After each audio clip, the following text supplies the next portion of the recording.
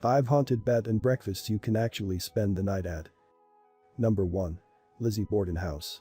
In Fall River, Massachusetts in 1892, police conducted one of the most incompetent investigations of a murder ever recorded. Lizzie Borden, suspected of murdering Andrew and Abby Borden, her parents, with an axe was acquitted at trial, despite changing her story repeatedly and literally being the only person in the home who could have committed the grisly deed. The Borden family was odd, and the children, especially the daughters, appeared to be spoiled, demanding that their father give them a rental property. The family also argued notoriously with Lizzie herself, leaving several times to stay in a boarding home rather than stay in her parents' house after an argument. Just as bizarre, the heads of Lizzie's parents were removed during the subsequent autopsy and later presented at trial, which reportedly caused Lizzie to faint in court. The heads were later buried at the foot of the parents' graves. The more interesting theories as to what may have motivated Lizzie to kill her parents are the hypothesis that she had suffered sexual abuse at the hands of her father. However, there is no evidence to support this idea. Another theory is that Lizzie, who was widely rumored to have been a lesbian, killed her parents after she was caught having sex with a maid. Number 2. Smith Ely Mansion. Notoriously haunted, the Smith Ely Mansion is a 43-room 3-story home built in 1850. In its day it has served as a family home, a veterans home, and low-income housing, eventually being condemned in 2006 before being purchased and renovated 2 years later. The mansion is rumored to have been the scene of several suicides in the past, and those who have previously lived there tell stories of hearing voices at night, doors opening and closing by themselves, as if people were entering and exiting the room, as well as hanging pictures and the like falling off the walls for no visible reason.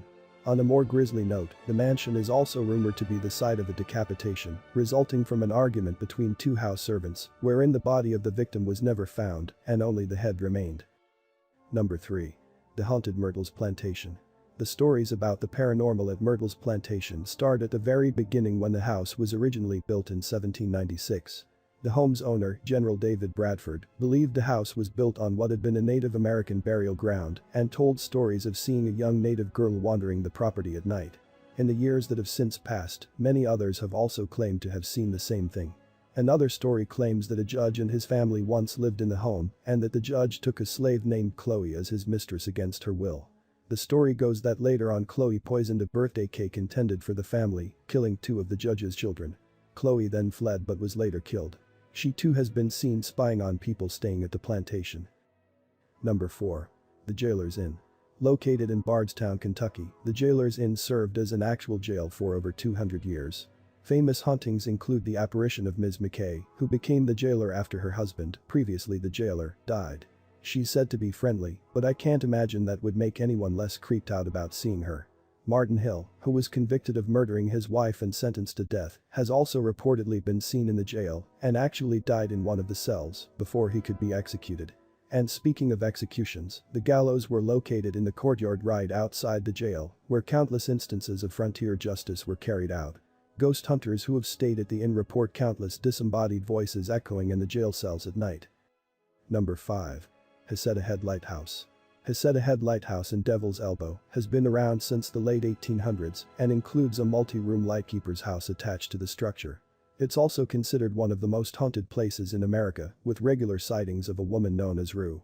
However, the sightings haven't been limited to the odd vague appearance here and there.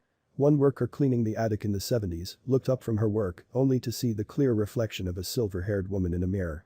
Turning around, the woman was still there. The worker fled the attic and refused to ever return. Rue is said to be a helpful spirit, and it's been claimed that she's even been known to clean up broken glass in the past. Thank you for watching my video. Please like and subscribe.